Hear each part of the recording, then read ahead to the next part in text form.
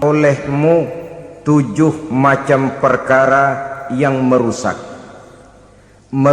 akidah dan keimanan, merusak amal perbuatan yang sudah kita kerjakan, merusak sendi-sendi kehidupan sosial, pendek kata merusak segala hal di dalam kehidupan kita.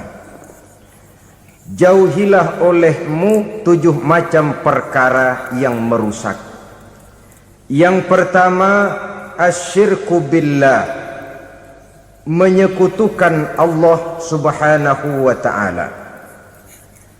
Agama dimulai dari keyakinan, maka kehancuran agama selalu dimulai dari kehancuran keyakinan, iman atau akidah yang dimiliki oleh seseorang.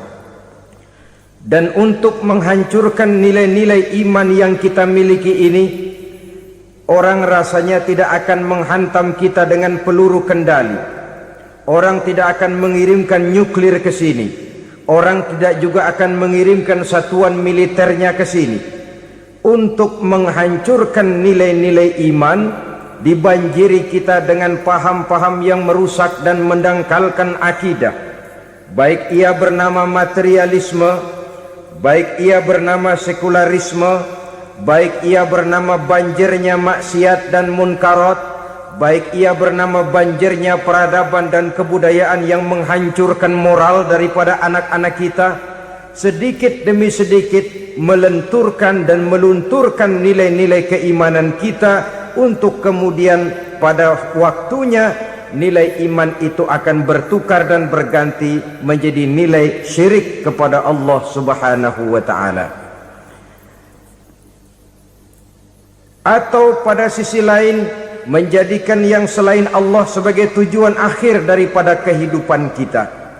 Sedangkan kita sama-sama maklum bahwa di dalam pandangan agama Islam, dosa yang tidak berampun, dosa yang terbesar, termasuk dalam kategori bapak moyangnya dosa, tidak lain adalah syirik, yakni menyekutukan Allah subhanahu wa ta'ala.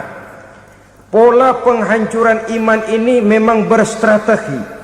Ditawarkan kita kepada paham materialisme, paham kebendaan, di mana otak menempati urutan sebagai ranking pertama, Tuhan jatuh pada urutan kedua. Lalu menyusul kepada paham sekularisme, Allah dipisahkan dari seluruh kegiatan hidup ini, untuk pada gilirannya menjadikan yang selain Allah sebagai tujuan akhir daripada seluruh kegiatan hidup kita.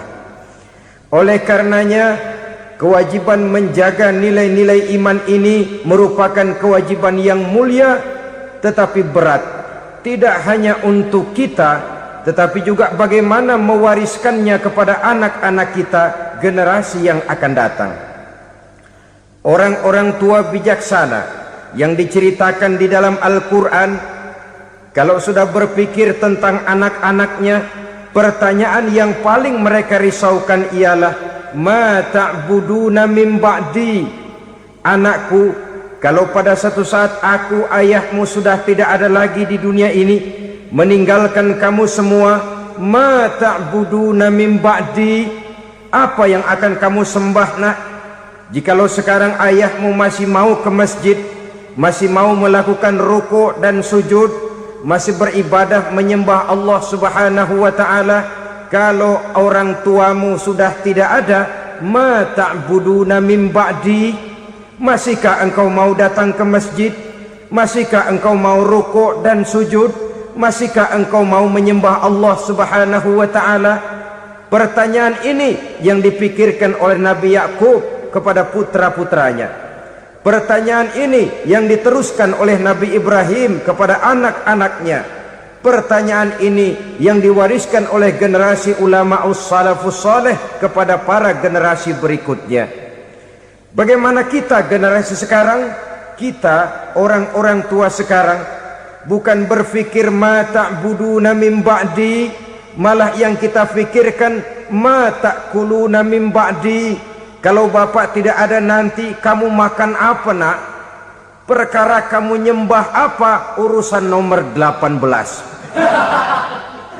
Yang penting kamu nanti hidup bisa makan, nak. Maka kita sibuk mewariskan harta kepada anak-anak kita. Kita sibuk mewariskan kebun dan tanah kepada anak-anak kita. Kita sibuk mewariskan pabrik kepada anak-anak kita, sementara kita lupa mewariskan intan yang paling mahal, mewariskan mutiara yang paling berharga, yaitu nilai iman kepada Allah Subhanahu wa ta'ala. Alangkah baiknya apabila warisan harta, warisan tanah dan kebun, warisan rumah dan pabrik didasari lebih dahulu dengan mewariskan nilai iman kepada Allah Subhanahu wa ta'ala. Sebagai orang-orang tua, kita boleh bersedih kalau anak kita tidak mengerti komputer. Kita boleh bersedih kalau anak kita tidak mengerti matematika. Kita boleh bersedih kalau anak kita tidak mengerti bahasa Inggris.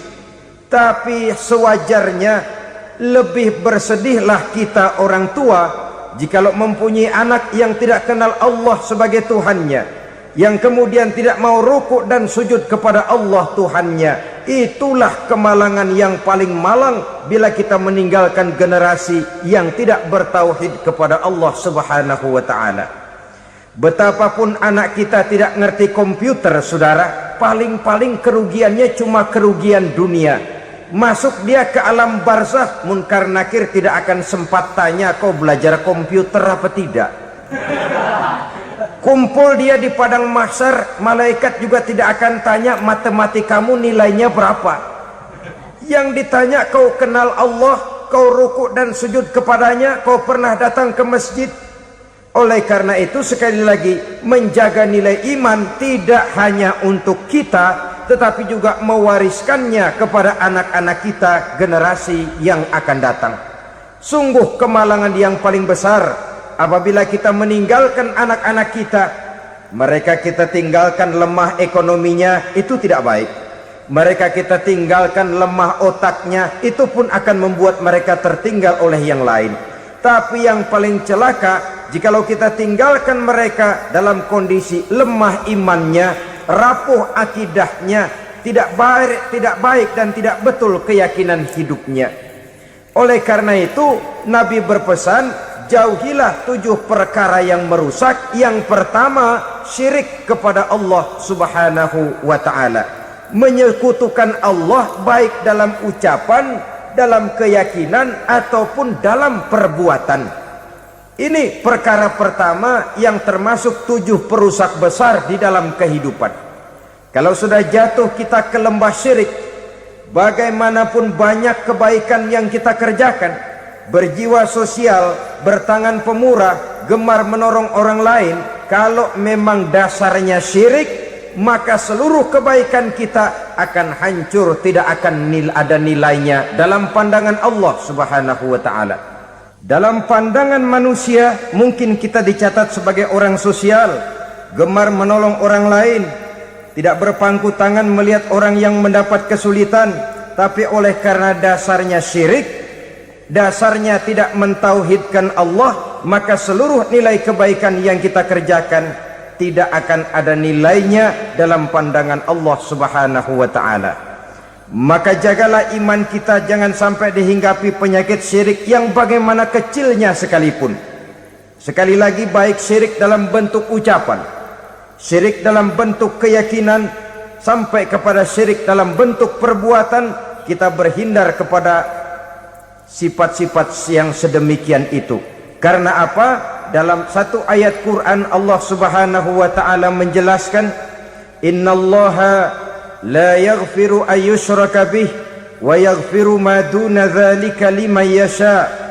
Allah tidak akan memberi ampun kepada orang-orang yang menyekutukannya, tapi Allah masih mau memberikan ampun kepada dosa-dosa yang selain itu bagi orang-orang yang dikehendakinya.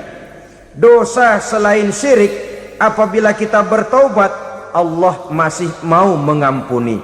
Tapi kalau sudah jatuh ke tempat syirik, itu sudah dosa yang tidak berampun. Taubatnya tidak lain melepas syirik, kembali kepada tauhid, berkeyakinan bahwa hanya ada Allah Subhanahu wa ta'ala, Tuhan satu-satunya yang lam yalid wa lam yulad wa lam yakul lahu kufuwan ahad. Tidak beranak, tidak pula diperanakkan, dan tidak satupun yang dapat menyerupai Tuhan Allah Subhanahu wa ta'ala. Saudara-saudara kaum muslimin rahimakumullah, bahwa kita di zaman sekarang memang tidak menyembah berhala, ya. Bahwa kita tidak berterang-terangan mengatakan Tuhan lebih dari satu, memang. Bahwa kita tidak berkeyakinan Tuhan itu punya anak atau diperanakkan, tentu. Tapi dalam perbuatan dan i'tiqad kita kadang-kadang jatuh tanpa kita sadari ke tempat yang bernama syirik ini. Oleh karenanya, di zaman di mana teknologi makin canggih, di mana kemajuan pembangunan makin menjangkau berbagai aspek kehidupan, diperlukan keseimbangan antara kemajuan fisik material dengan kemajuan mental spiritual. Apabila tidak ada keseimbangan, yang terwujud tentulah kepincangan, yang diawali dengan pincangnya cara kita berpikir, sehingga pada akhirnya akan mengarah kepada pincangnya cara kita berbuat dan bertindak di dalam kehidupan kita. Oleh karena itu Nabi berpesan, jauhilah sifat syirik, karena syirik merupakan dosa yang teramat besar. Ini sifat merusak yang pertama. Yang kedua kata Nabi, wasihra, jauhilah sihir.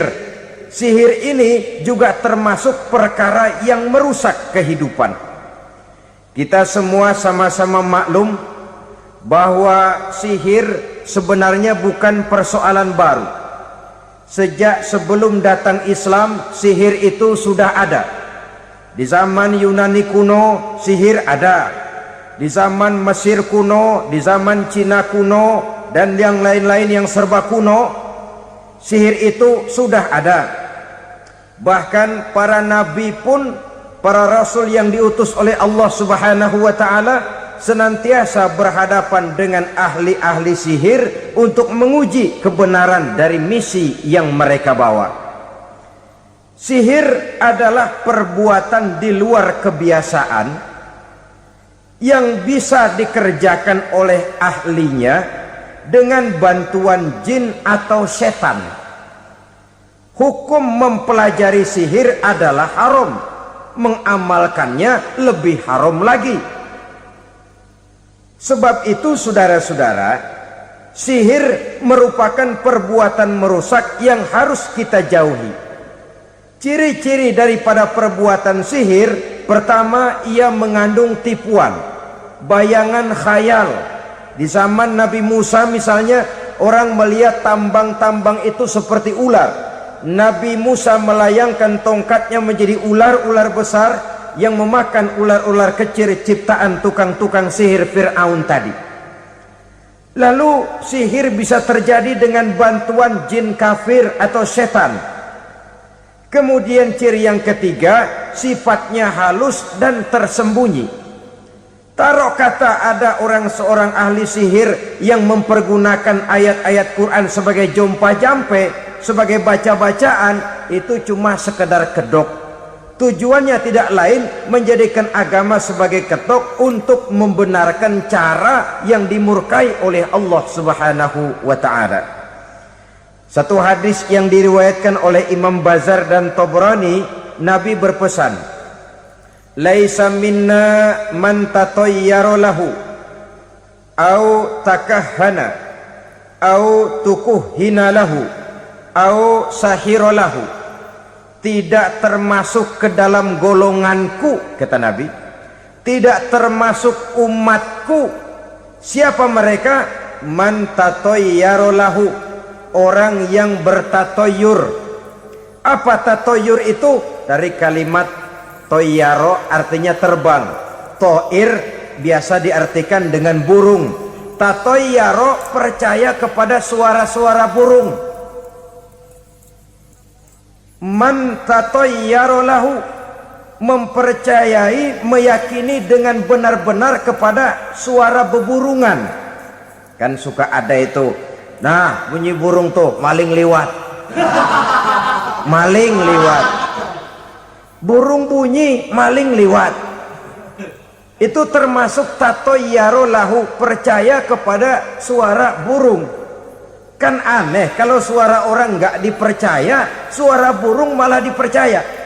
Ada ustadz ceramah, kiai ngaji, nggak mau didengerin, burung dengerin bener. Nah, suaranya dari sebelah mana? Belah kulon. Nah, itu tandanya ano. Habis dihitung-hitung. Itu termasuk tatoyaro lahu. Au takahana, atau bertenung, au tukuhina, atau minta ditenungkan, au sahirolahu, atau melakukan perbuatan sihir, atau minta disihirkan. Laisa minna, tidak termasuk ke dalam golonganku, kata Nabi. Sehingga dengan demikian saudara-saudara, menghadapi sihir dengan sihir sekalipun termasuk perbuatan yang tidak diajarkan oleh agama. Kita kan mempelajari sihir untuk jaga diri, tidak apa-apa. Yang dilarang mengamalkannya, dilarang juga mempelajarinya.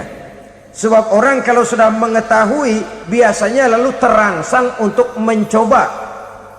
Kalau percobaannya berhasil, biasanya terangsang untuk coba lagi dan coba lagi.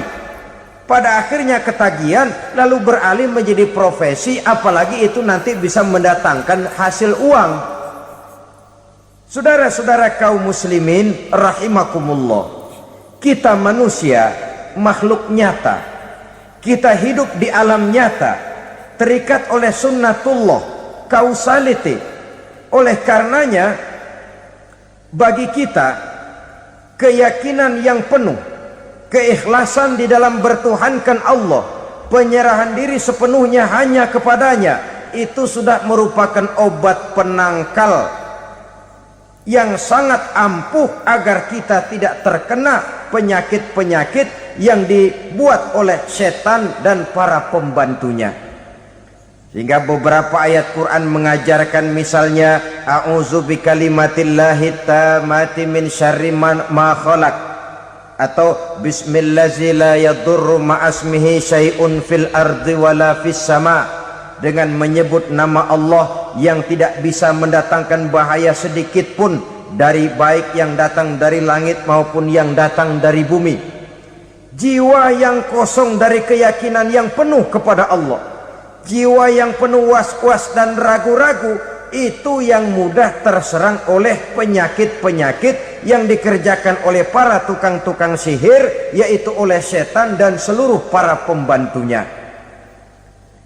Kemudian hadis kedua yang diriwayatkan oleh Imam Ibnu Hibban, Nabi bersabda, la yadkhulul jannata mudminu khamrin wala mu'minu bisihrin wala qati'u rahmin. Tidak masuk surga. Ini Nabi yang bilang, tidak masuk surga. Siapa itu? Pertama, mudminu khamrin, orang yang berkekalan dalam mabuk. Selalu mudminun itu sudah menjadi perbuatan rutinnya, tidak kapok-kapoknya, teler seumur hidup. Mudminu khamrin, tidak masuk surga orang yang selalu bermabuk-mabukan.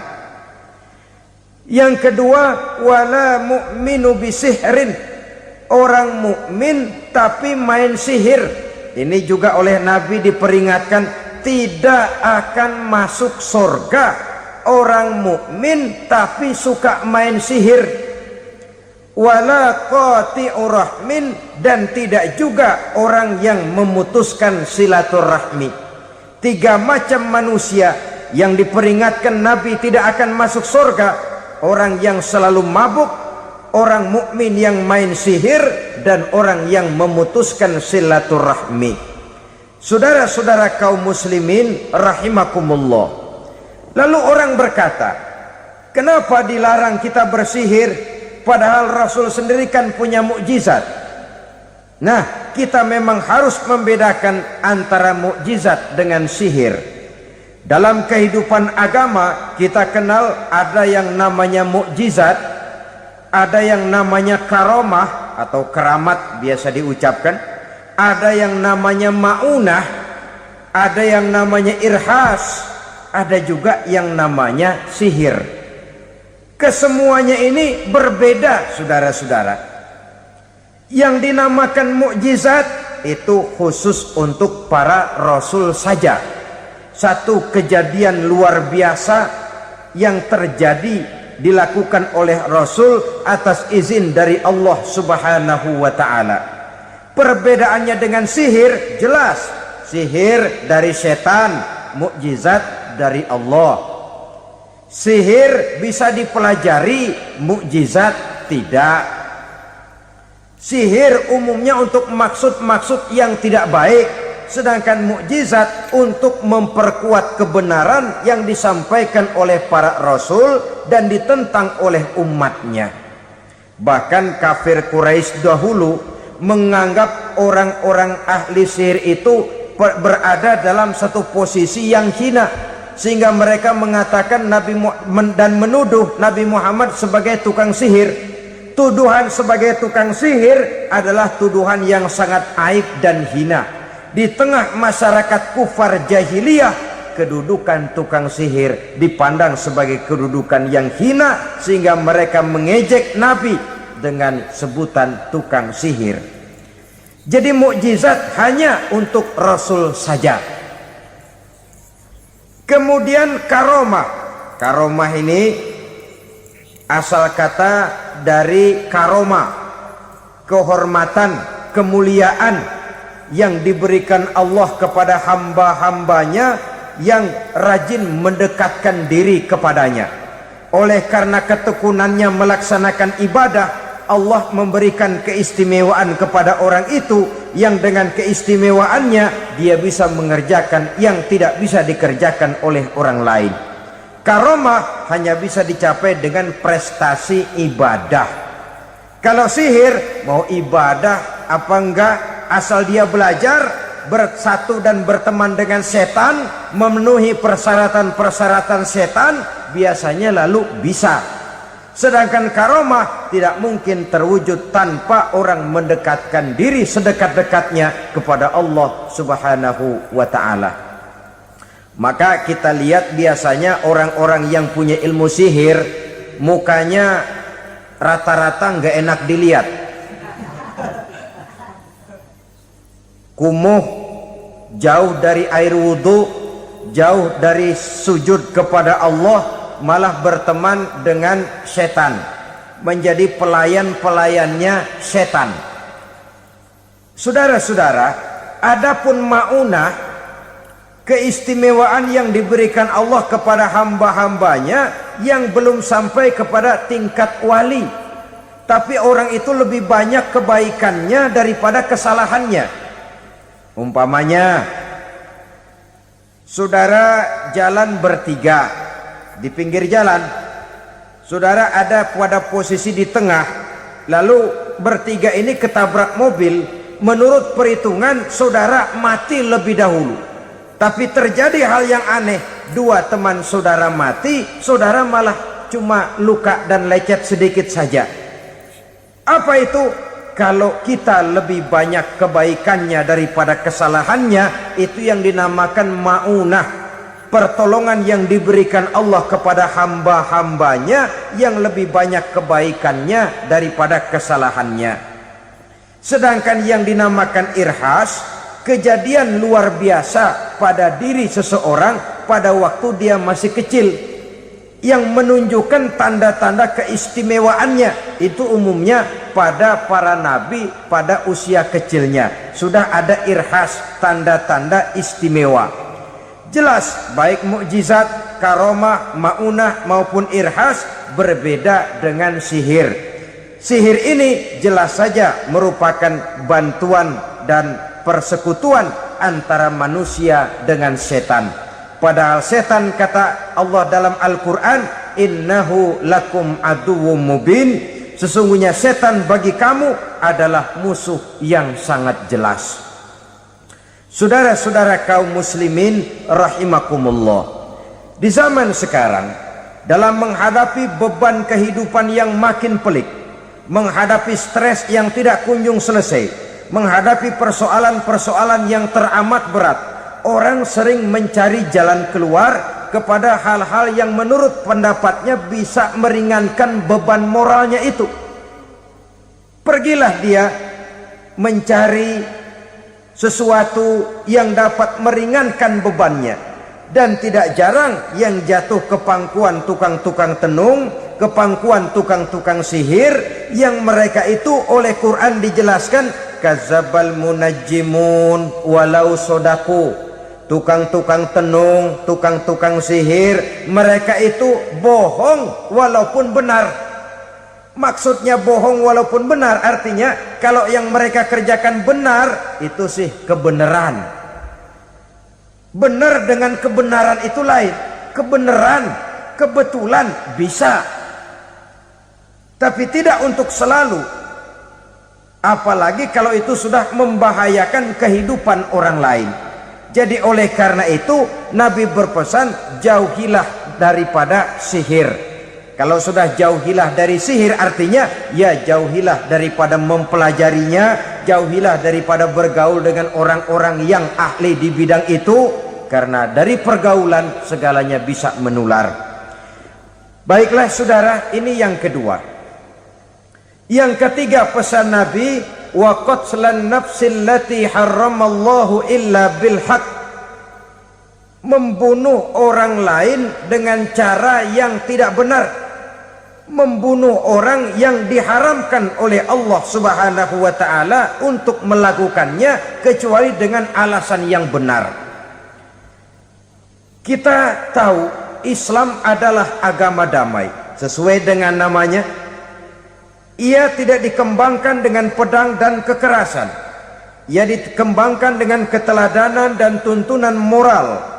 Oleh karena Islam bukan agama kekerasan, Islam pun tidak mementingkan dan mengajarkan kekerasan kecuali dengan alasan yang benar dan bisa dipertanggungjawabkan.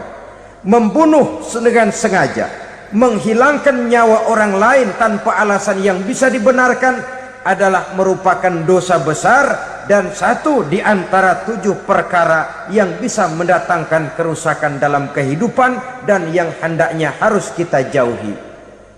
Saudara-saudara kaum muslimin rahimakumullah, beberapa waktu yang lalu di sebuah kota kecil yang indah bernama New Auckland.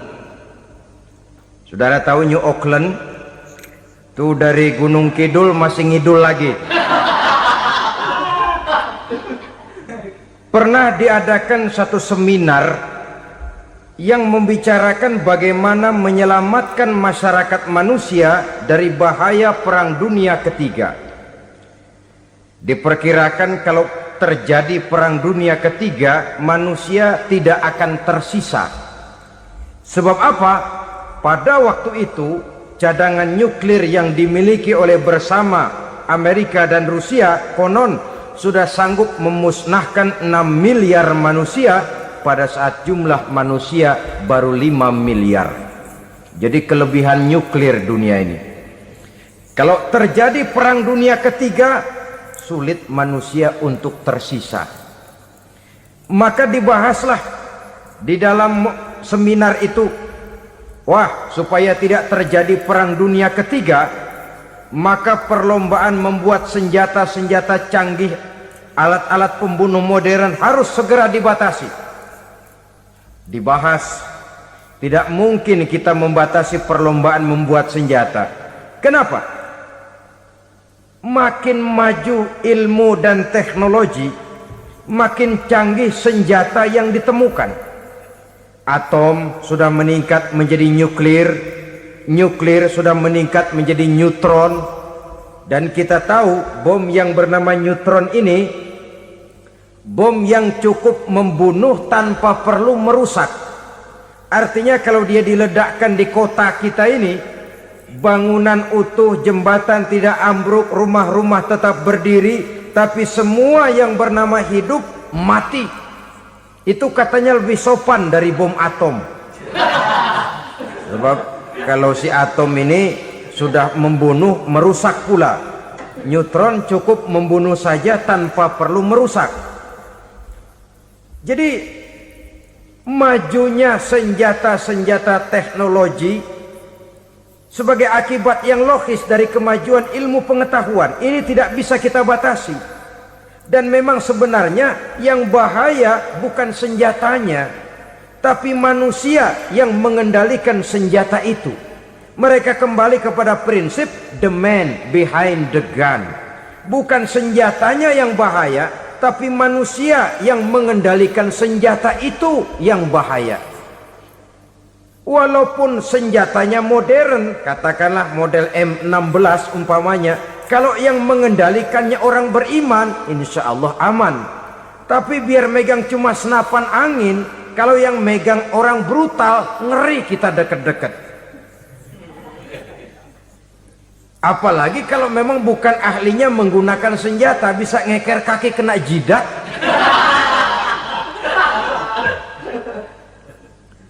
Mereka kembali kepada prinsip lama yang tetap baru.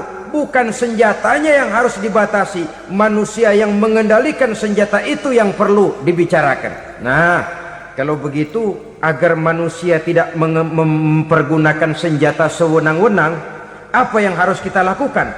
Ya, manusianya harus bermoral. Ya, tapi moral yang mana? Di dunia ini banyak ajaran tentang moral.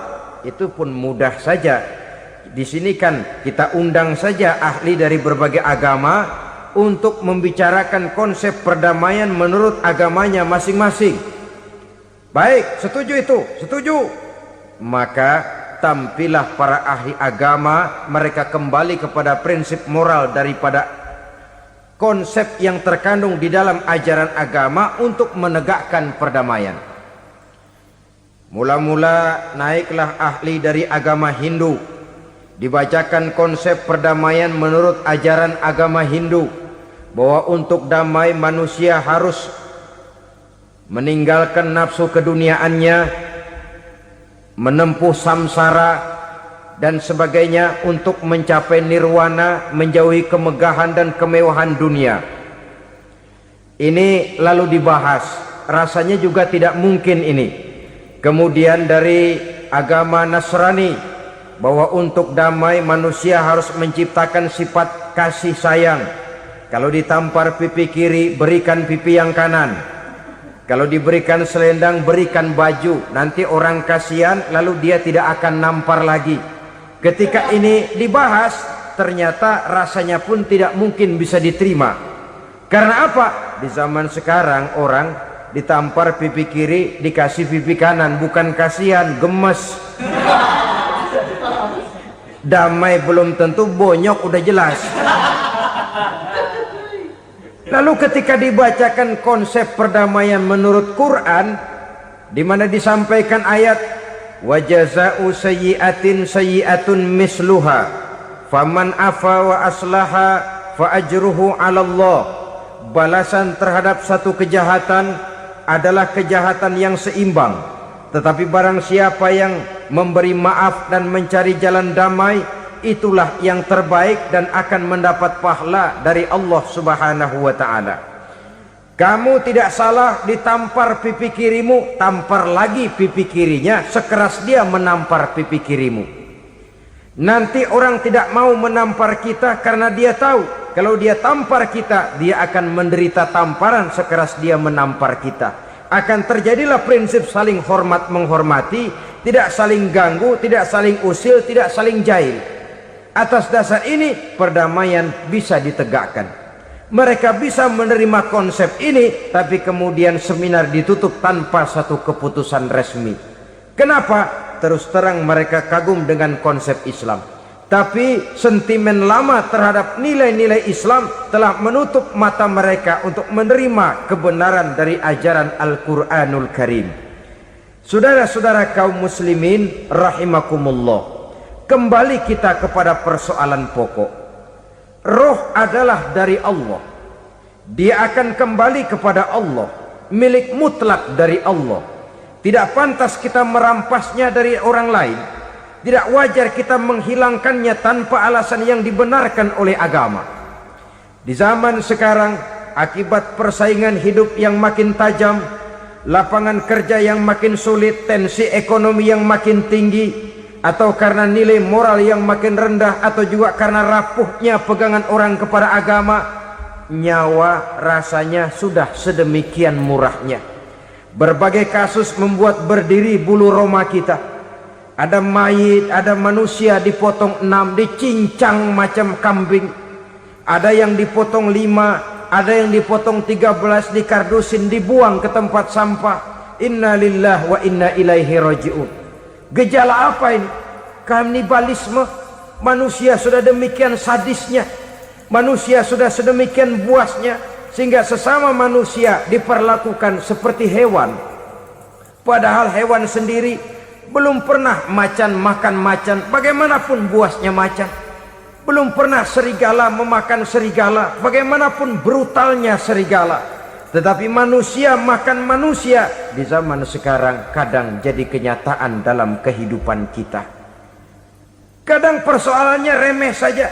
Soal uang 200 perak, pisau bicara, nyawa melayang. Soal rokok sebatang, celurit bicara, nyawa melayang. Soal-soal yang sama sekali tidak prinsip, begitu mudah kita menghilangkan nyawa orang lain. Padahal Nabi pernah memperingatkan, apabila dua orang muslim sudah berkelahi dan berbunuh-bunuhan, al-qatil wal maktul finnar, yang membunuh dan yang terbunuh dua-duanya neraka. Sahabat heran, ya Rasul, kalau yang terbunuh, kalau yang membunuh masuk neraka itu sih wajar, tapi yang terbunuh kenapa neraka juga? Beliau menjawab, dua-duanya sudah punya niat untuk saling membunuh. Niatnya itu yang diponten. Yang terbunuh cuman lagi apes aja, keduluan dia. Umpama tidak terbunuh, pasti dia yang akan membunuh. Oleh karenanya al-qatil wal maktul, yang membunuh dan yang dibunuh finnar, dua-duanya masuk ke dalam neraka. Islam menghormati kehidupan, tidak hanya terbatas kepada sesama muslim, orang-orang yang berlainan agama pun yang mau hidup berukun, damai, berdampingan dengan umat Islam, jiwa mereka, darah mereka dilindungi oleh nilai-nilai Islam yang disebut dengan kafir zimmi ini. Mengganggu mereka sama saja dengan mengganggu aku, kata Nabi. Jadi oleh karena itu, sayangilah sesama. Kehidupan adalah anugerah Allah, bukan wewenang kita untuk mencabutnya dari orang lain, bukan wewenang kita untuk merampas dan menghilangkannya dari orang lain. Apa yang tidak enak terjadi pada diri kita, begitu pula lah apabila terjadi pada diri orang lain. Sehingga Nabi mengatakan, la yu'minu ahadukum hatta yuhibba li akhihi ma yuhibbu li nafsihi. Belum dikatakan beriman seseorang kamu apabila dia belum mencintai saudaranya seperti ia mencintai dirinya sendiri. Apa yang enak dirasakan oleh orang lain, enak juga dirasakan oleh dia. Mengukur orang lain dengan diri sendiri. Kalau orang lain tanpa salah saya fitnah, kalau saya tanpa salah difitnah orang, enak apa enggak? Enggak, orang lain juga begitu. Kalau orang lain tanpa salah saya tempeleng kepalanya, enak apa tidak? Tidak. Orang lain juga begitu. Yang tidak enak terjadi pada diri kita, tentu tidak enak juga kalau terjadi pada orang lain. Mengukur orang lain dengan diri sendiri, sehingga tidak timbul sifat egois, tidak menari di atas bangkai orang lain, tidak mendirikan kebahagiaan di atas untayan air mata orang lain. Sehingga dengan demikian saudara-saudara, dia bisa menghormati kehidupan, menghormati orang lain sebagaimana dia ingin dihormati. Inilah perbuatan ketiga yang merusak, membunuh orang lain dengan yang diharamkan Allah tanpa alasan yang benar. Yang ketiga. Kemudian yang keempat, perbuatan merusak, wa aklar riba, makan riba. Hidup adalah tolong menolong. Bahasa kerennya take and give katanya. Saling memberi dan saling menerima. Nabi mengajarkan man kuraba kurbatan min kurabid dunya karaballahu lahu kurbatan min kurabi yaumal qiyamah wallahu fi aunil abdi madamal abdu fi auni akhihi. Siapa yang meringankan beban dari beban-beban yang derita seseorang di dalam kehidupan dunia, Allah akan meringankan bebannya daripada beban-beban yang harus dipikulnya di hari kiamat nanti. Wallahu fi aunil abdi madamal abdu fi auni akhihi. Allah senantiasa akan menolong seorang hamba selama hamba itu masih mau menolong saudaranya. Allah selalu akan menolong seorang hamba selama hamba itu masih mau menolong saudaranya. Apabila kita sudah berpangku tangan terhadap kesulitan orang lain, biasanya pun pada saat kita mendapat kesulitan, kita akan sulit juga memperoleh pertolongan. Nah, riba alias renten, kedoknya adalah menolong orang, tapi sama juga bulu buntutnya dilepas, palanya dicekek. Menolong orang pada akhirnya menjadi beban bagi seseorang, dan memang mencari orang-orang yang berada dalam posisi kesulitan. Biasanya di daerah-daerah di mana musim paceklik, jadi lapangan kerja sulit, sedangkan urusan perut tidak bisa ditunda, akhirnya orang terjebak ke dalam rentenir, ke dalam riba, ke dalam renten. Bunga berbunga, sehingga satu saat jumlah bunganya bisa lebih besar dari jumlah pinjaman pokoknya. Kemudian kalau juga ternyata tidak bisa dibayar, rumah jadi taruhan. Memang rumah satu-satunya, begitu rumah ditarik mulain camping. Bukankah pada akhirnya akan mewariskan kesengsaraan? Oleh karena itu, kepada kita berusahalah jangan berhubungan dengan rentenir, jangan makan renten dan riba. Kepada mereka yang melaksanakan riba, walaupun mendatangkan keuntungan materi, tapi percayalah, harta yang didapat dengan jalan riba tidak akan membawa keberkahan. Manakala tidak membawa keberkahan, dia tidak akan mendatangkan ketenangan di dalam kehidupan kita. Oleh karenanya, memakan harta riba termasuk perbuatan yang merusak sendi-sendi kehidupan sosial, merusak kehidupan orang lain, merusak kehidupan masyarakat, tetangga, pergaulan, dan sebagainya. Yang kelima, wa akla malil yatim, memakan harta anak yatim dengan cara yang zalim. Nih, memang lezat. Anak yatim itu nggak tahu urusan apa-apa. Kita diamanahkan untuk mengurusinya. Kadang-kadang dibentuklah panitia penyantunan yatim piatu. Yatimnya mah tetap kelaparan, panitianya yang pada gendut.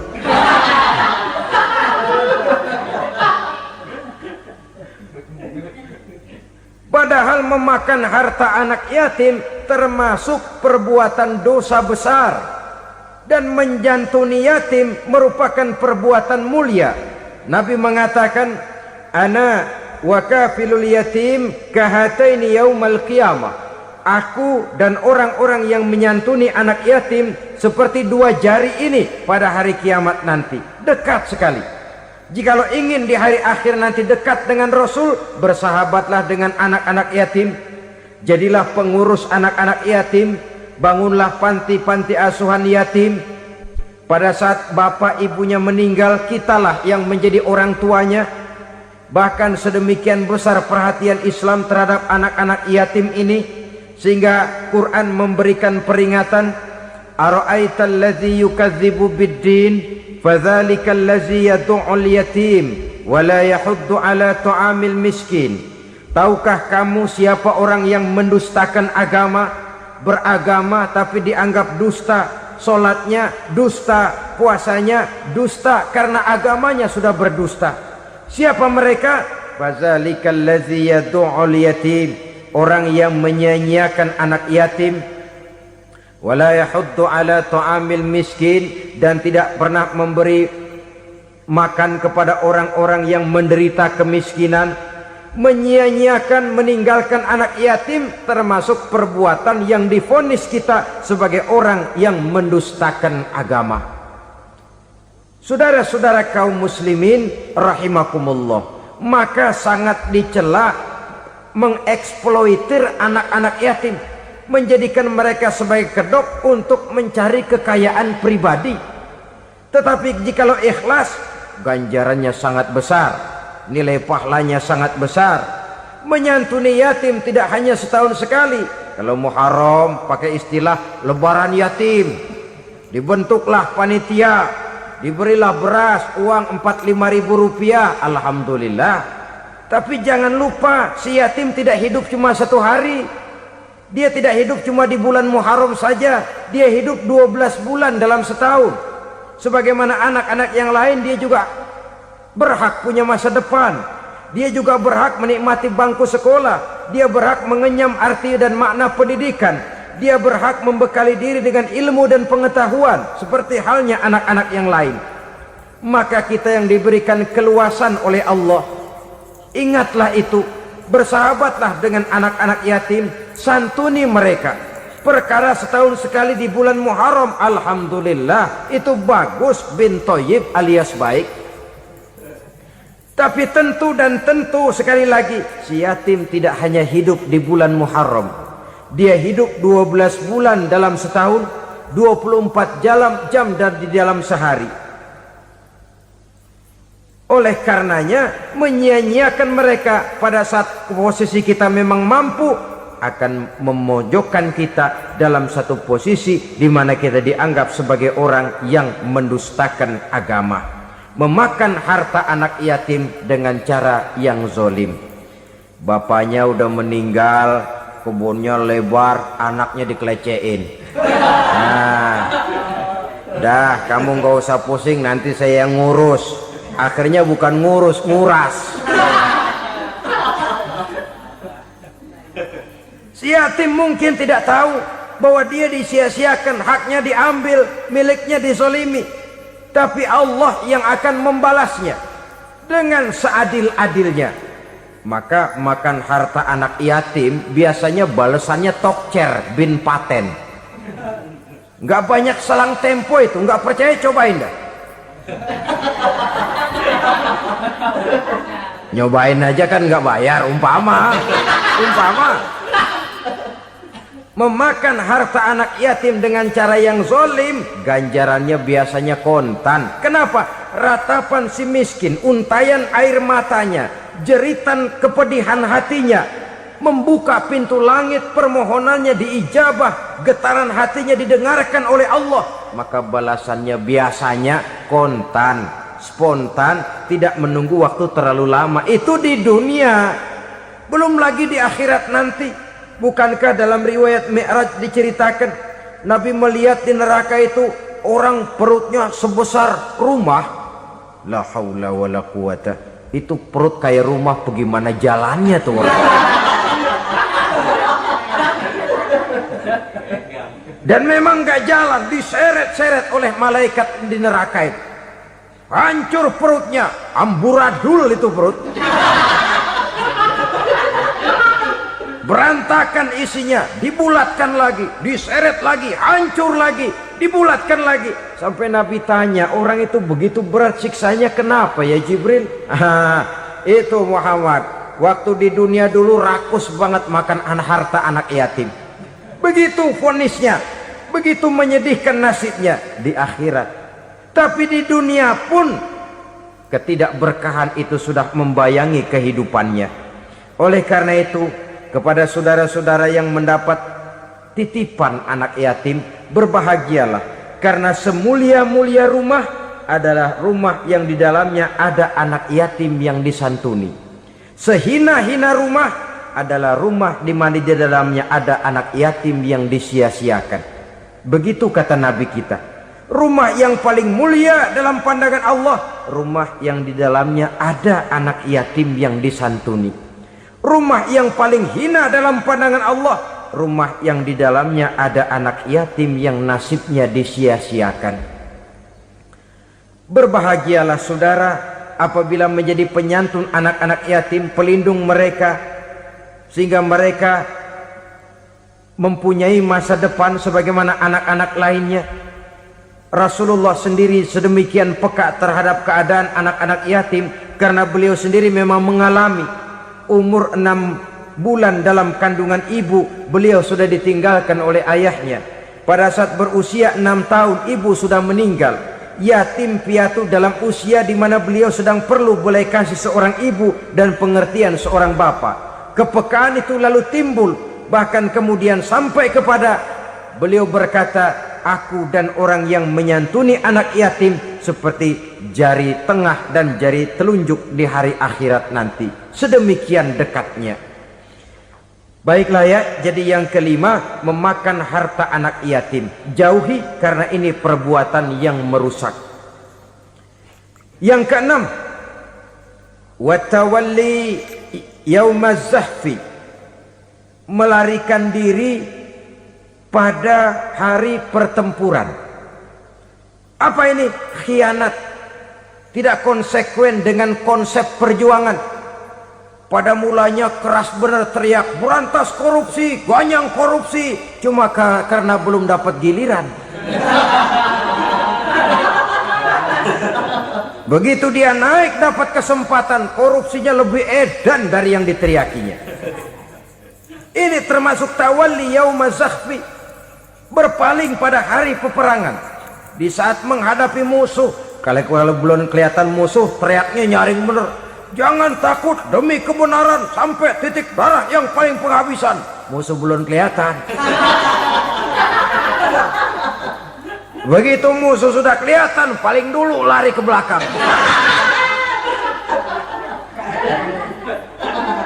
Kalau diajak berjuang ada saja alasannya. Sehingga Quran memberikan peringatan kepada kita semua. Mengapa kamu ini berat? Kalau sudah diajak berjuang di jalan Allah, kakimu seperti terhunjam berakar di perut bumi. Berat untuk melangkah berjuang. Lari dari pertempuran tidak konsekuen dengan konsepsi perjuangan. Mau enaknya saja. Dalam kondisi yang sulit lalu berpangku tangan. Ini termasuk ciri munafik yang di dalam Al-Quran disindir dengan bahasa kullama adha'a lahum masyaufi wa iza azlama alaihim qamu. Waktu terang mereka jalan, giliran gelap mereka mandek. Artinya, maksudnya kalau giliran ada untungnya aja rame-rame teriak Islam, tapi begitu diminta berjuang, dituntut berkorban, rame-rame mundur. Waktu dilihat di Islam ada untungnya, rame-rame teriak Islam. Pak, saya Islam banget pak. KTP saya Islam pak, pokoknya Islam banget dah. Tapi ketika diminta berjuang, dituntut sedikit berkorban, rame-rame mengundurkan diri. Tahun 65 PKI berontak.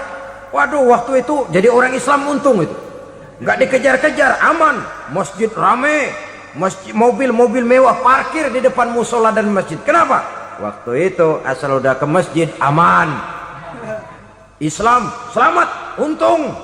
Tapi begitu keadaan aman, yang parkir di musola sepeda butut melulu.